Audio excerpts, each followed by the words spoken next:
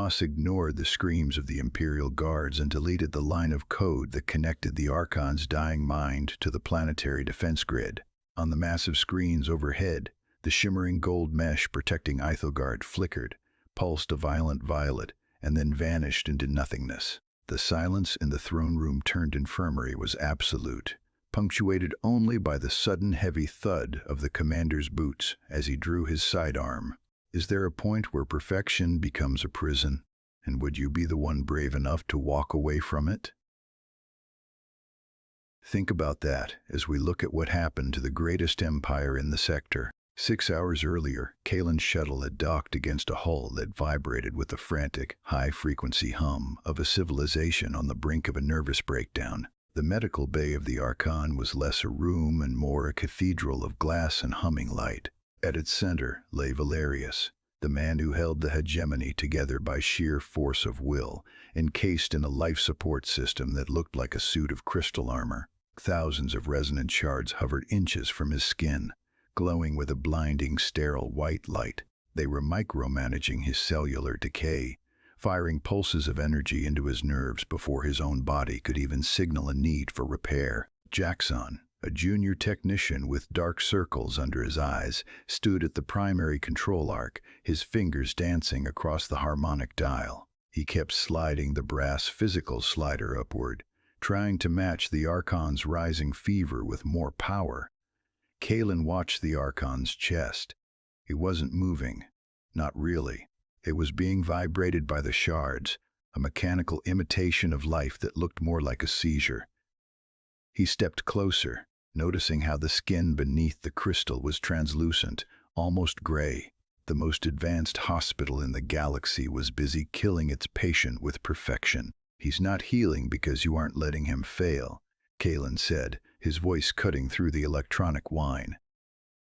Commander Thorne rounded on him, hand resting on the hilt of a ceremonial blade. "The Archon is the shield. If his heart slows, the planetary grid wavers. We keep him at peak resonance because we have to." "You're keeping him in a state of permanent shock," Kalen countered. He reached out and touched the harmonic dial.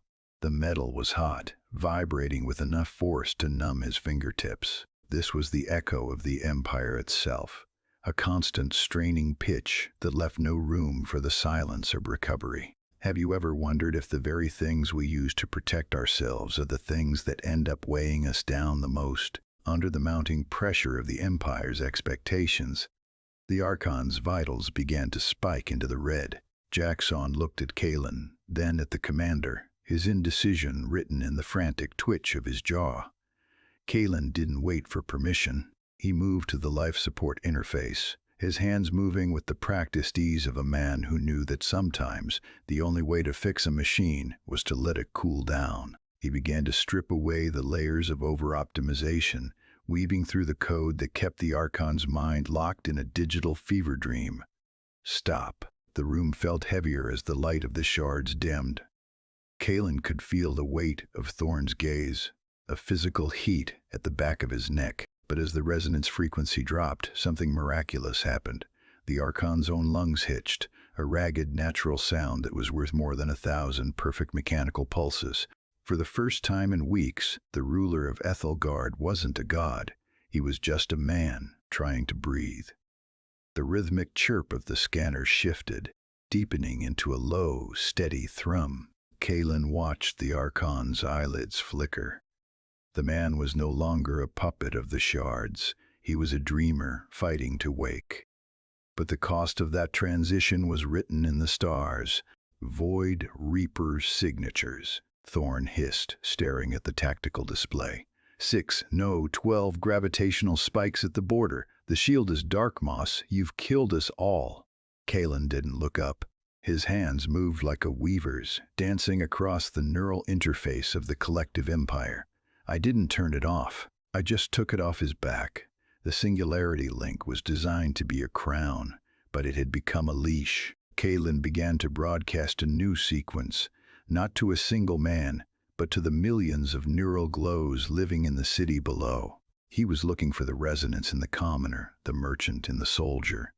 It was a gamble of pure biological faith. High above, The first gravitational slug from a Void Reaper tore through the atmosphere, aimed directly at the palace.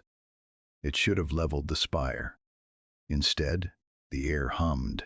A million tiny sparks of light rose from the streets, a chorus of neural energy that didn't form a single wall, but a shifting, adaptive mist. The slug hit the mist and dispersed, its kinetic energy absorbed by 1 billion individual heartbeats, each person feeling nothing more than a momentary warmth in their chest. And now, in the throne room, under the silence of the Empire's new pulse, Kalen stood back. The Archon's eyes finally snapped open. There was no fire in them, no blinding resonance, just the clear, quiet light of a man who had finally slept. Valerius reached out, his hand trembling as he touched the harmonic dial. "I can hear them," the Archon whispered, his voice a ghost of its former booming authority. "I am not the shield. We are." Thorn lowered his weapon, his face a mask of confusion and awe as the scanners showed the Void Reapers retreating, unable to find a central frequency to shatter in a wall made of 1 million souls. Kalen turned to leave, his boots clicking softly on the polished stone. He stopped at the door, glancing back at the harmonic dial. He had left the slider at a low, steady hum, a reminder that the strongest empires are those that know when to let go. The power had been returned to the people, and for the first time in an age, Ethelgard was truly awake. What happens when we stop trying to control every variable and finally trust the system to hold itself together? Maybe the most important thing we can ever learn is that we were never meant to carry the world alone. Until the next record is unsealed, keep watching the stars.